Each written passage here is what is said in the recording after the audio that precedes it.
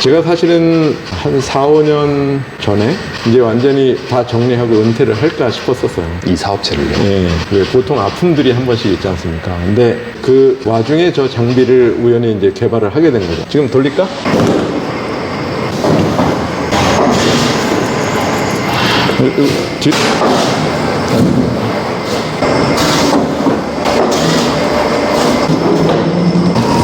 와, 신기하네요.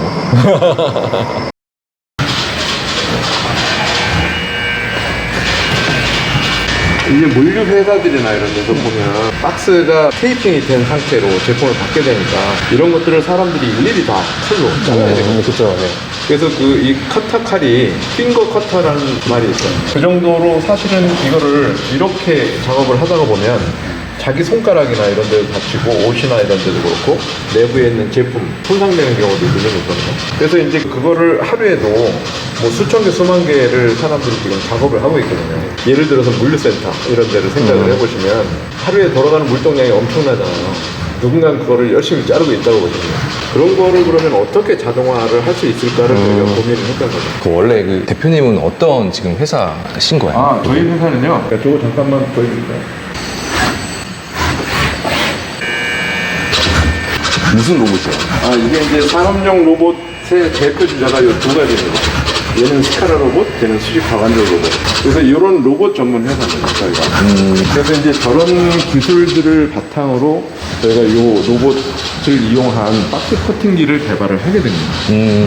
물류 자동화 중에 자동화가 그래도 지금 잘 안 돼 있는 부분을 보면 트럭에서 하역해야 되잖아요. 그 알바 하시는 분들 굉장히 지금 아주 힘들지 않습니까? 그 다음 공정이 이 박스 까는 거예요. 그 하역을 하면 다 까야 되잖아요. 그래서 이 박스 커팅기는 좀 더 데모를 보여드릴 건데 박스 사이즈가 자기 마음대로잖아요. 원하시면 아무거나 그냥 넣어주셔도 돼요. 그래서 어떤 거를 넣어도 자기가 알아서 박스를 제대로 커팅을 한다. 지금 돌릴까? 이거 돌리는 것도 그냥 이렇게 스타트 한번 돌리면 끝나요.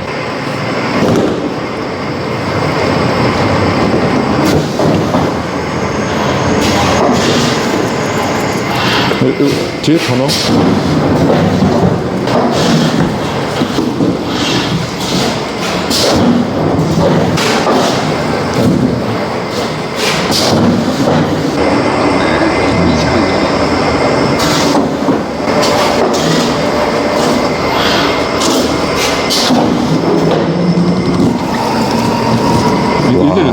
신기하네요.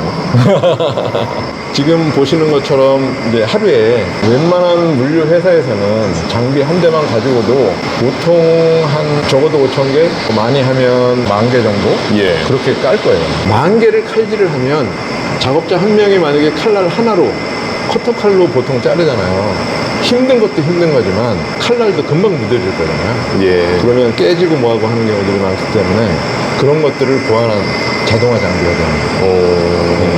그럼 이 기기는 어떻게 이제 처음에 개발을 하시게 된 거예요? 박스 안에 뭘 집어넣는 자동화는 우리나라에도 굉장히 잘하는 업체들이 많아요. 더군다나 포장기 하면 뭐 제한기부터 시작해서 포장기 업체들이 좋은 업체들이 많지 않습니까? 근데 거꾸로 누군가는 언패킹을 해야 되잖아요. 근데 언패킹이 자동화된 장비가 없는 거예요. 근데 이제 그 미국 같은 데나 이런 데를 보면 만약에 아까 말씀드린 것처럼 박스를 개봉을 하다가 손가락을 다쳐서 조금만 심하게 다쳤다. 그럼 바로 사장을 고소하지 않을까요? 그래서 그 미국 업체 카탈로그에는 1년 소송 비용이 얼마입니다. 이런 것까지 나와 있어요. 근데 이제 우리나라는 아직 뭐 그 정도까지는 아닌데 네이버나 이런 데를 찾아봐도 알바를 하다가 다친 거예요. 근데 산재를 어떻게 해야 될까요? 뭐 이런 것들이 참 답답한 거죠. 그래서 이제 언패킹 하는 쪽도 자동화로 해야 될 필요가 있다.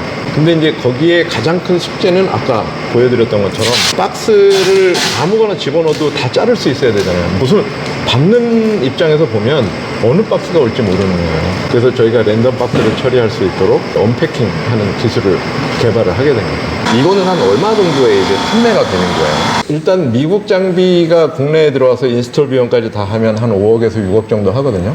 아, 미국에도 이런 장비가 있어요? 예. 미국 아까 제가 소송 말씀드렸잖아요. 그리고 일본 장비가 한 4억 5천 정도? 비싸네요. 예. 근데 저희가 하프 언더예요. 절반 이상. 그래서 굉장히 경쟁력이 있습니다. 근데 이제 저임금 노동자를 쓰는 시장에서는 그래도 만만치 않다라는 가격일 수는 있지만 사실은 가장 큰 거는 요즘은 이제 사람을 구하지 못한다. 누가 칼질을 하겠느냐. 뭐 이런 거죠. 실제로 사람이 없어요. 그런 일을 할. 지금은 그나마 이제 외국인 노동자들이 좀 어느 정도 그 시장에서 일을 좀 해주고 있는데 언제까지 외국인 노동자들이 그 일을 잘 커버를 해줄까 하는 건 잘 모르는 거죠. 그리고 시급이나 이런 것들이 계속 오르고 있기 때문에 저희가 굉장히 메리트가 있는 거죠. 그래서 저희가 이제 국내 시장에서 한 2, 3년 정도 좀 더 안정화를 해서 좀 더 자신감이 생기면 해외로 좀 내보낼 생각들을 하는 거죠. 아, 이 안에 로봇팔이 있네요. 아, 예. 저게 스카라 로봇인데 여기 보시면 구조적으로는 얘랑 똑같은 거예요. 예. 보이시죠? 이렇게 빠른 속도라야 지금 아까 그 속도를 커버를 할 수 있어요. 다른 로봇 회사에서도 저 장비를 보고 딴 회사 로봇을 쓰면 어떠냐 뭐 이런 말씀들을 하시는데 사실은 딴 회사 로봇으로는 구현이 안 돼요. 제가 사실은 한 4, 5년 전에 이제 완전히 다 정리하고 은퇴를 할까 싶었었어요. 이 사업체를요. 예. 근데 이제 그 와중에 저 장비를 우연히 이제 개발을 하게 된 거죠. 아까 왜 언패킹 뭐 이런 것들 때문에. 그래서 이제 뭐 다른 어떤 개인적인 사정이 있어서 왜 보통 아픔들이 한 번씩 있지 않습니까? 근데 그때 놀면 뭐해 해가지고 이제 저런 것들을 개발을 했는데 그 생각보다 그 시장에 들어갈 수 있는 어느 정도 수준까지는 저희가 지금 만들었으니까 목표라고 한다면 해외 장비들보다 충분히 경쟁력 있게 만드는 데는 한 2, 3년 정도 시간이 좀 필요하거든요. 그러면 해외로 수출 이런 것들도 좀 고민을 하고 있고 2, 3년 내로 사실은 코리안 스탠다드는 액트 엔지니어링의 ABC 1000이다 라는 인식을 심어주는 게 저희 목표입니다.